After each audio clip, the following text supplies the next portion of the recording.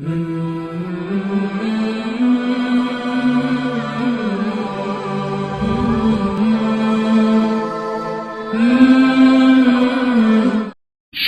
اللہ کا نام لے کر جو بڑا مہربان نہایت رحم والا ہے۔ ستارے کی قسم جب غائب ہونے لگے کہ تمہارے رفیق یعنی ہمارے نبی نہ رستہ بھولے ہیں نہ بھٹکے ہیں اور نہ یہ خواہش نفس سے کچھ بولتے ہیں۔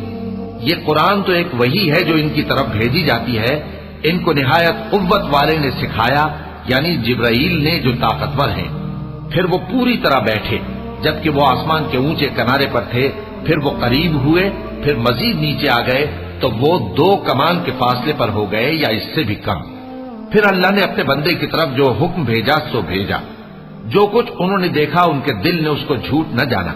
کیا جو کچھ وہ دیکھتے ہیں تم اس میں ان سے جھگڑتے ہو؟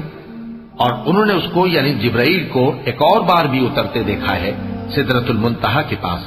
اسی کے پاس ہمیشہ رہنے کی بہشت ہے، جبکہ اس بیری پر چھا رہا تھا جو چھا رہا تھا۔ ان کی آنکھ نہ تو اور طرف مائل ہوئی اور نہ حد سے آگے بڑھی۔ انہوں نے اپنے پروردگار کی قدرت کی بہت سی بڑی بڑی نشانیاں دیکھی۔ بھلا تم لوگوں نے لات اور عزا کو دیکھا اور تیسری مورتی یعنی منات کو؟ مشرکو، کیا تمہارے لیے تو بیٹے ہوں اور اللہ کے لیے بیٹیاں؟ یہ تو بہت ہی بے انصافی کی تقسیم ہوئی۔ وہ تو صرف نام ہی نام ہے جو تم نے اور تمہارے باپ دادا نے رکھ لیے ہیں، اللہ نے تو ان کی کوئی سند نازل نہیں کی۔ یہ لوگ محض خیال و گمان اور خواہشات نفس کے پیچھے چل رہے ہیں، حالانکہ ان کے پروردگار کی طرف سے ان کے پاس ہدایت آ چکی ہے۔ کیا جس چیز کی انسان آرزو کرتا ہے وہ اسے ضرور ملتی ہے؟ سو آخرت اور دنیا تو اللہ ہی کے ہاتھ میں ہے۔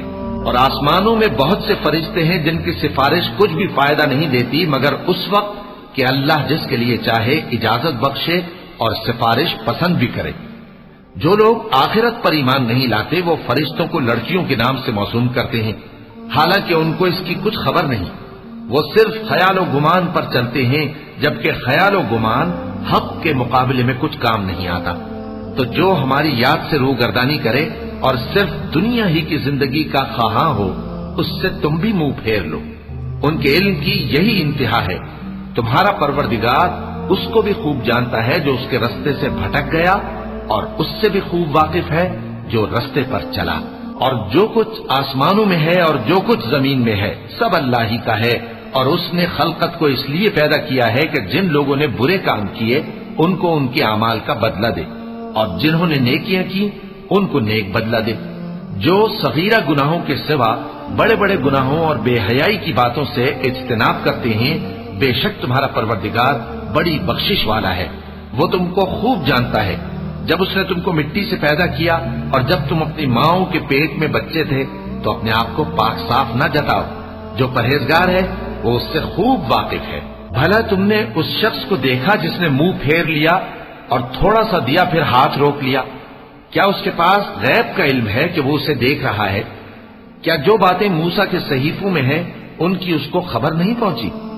اور ابراہیم کے صحیفوں کی جنہوں نے حق کے طاعت اور رسالت پورا کیا، وہ یہ کہ کوئی شخص دوسرے کے گناہ کا بوجھ نہیں اٹھائے گا، اور یہ کہ انسان کو وہی ملتا ہے جس کے لیے وہ محنت کرتا ہے، اور یہ کہ اس کی محنت کا جائزہ لیا جائے گا، پھر اس کو اس کا پورا پورا بدلہ دیا جائے گا، اور یہ کہ تمہارے پروردگار ہی کے پاس پہنچنا ہے، اور یہ کہ وہی دونوں جوڑے یعنی نر اور مادہ پیدا کرتا ہے یعنی نطفے سے جو رحم میں ڈالا جاتا ہے، اور یہ کہ قیامت کو دوبارہ اٹھانا اسی کا ذمہ ہے، اور یہ کہ وہی دولت مند بناتا اور وہی مفلس کرتا ہے، اور یہ کہ وہی شیرا نامی تارے کا بھی مالک ہے، اور یہ کہ اسی نے عاد اول کو ہلاک کر ڈالا اور سمود کو بھی، غرض کسی کو باقی نہ چھوڑا، اور ان سے پہلے قوم نوح کو بھی۔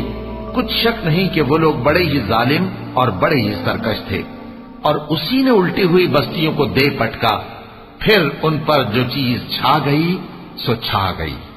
تو اے انسان، تو اپنے پروردگار کی کون کون سی نعمت پر جھگڑے گا؟ یہ پیغمبر بھی پہلے کے خبردار کرنے والوں میں سے ایک خبردار کرنے والے ہیں۔ آنے والی یعنی قیامت قریب آ پہنچی، اس دن کی تکلیفوں کو اللہ کے سوا کوئی دور نہیں کر سکے گا۔ اے کافرو، کیا تم اس کلام پر تعجب کرتے ہو اور ہنستے ہو اور روتے نہیں؟ اور تم غفلت میں پڑے ہو تو اللہ کے آگے سجدہ کرو اور اسی کی عبادت کرو، کیونکہ آیت سجدہ تلاوت کی گئی ہے، لہذا سامعین پر سجدہ واجب ہے۔ وَلَقَ اللَّهُ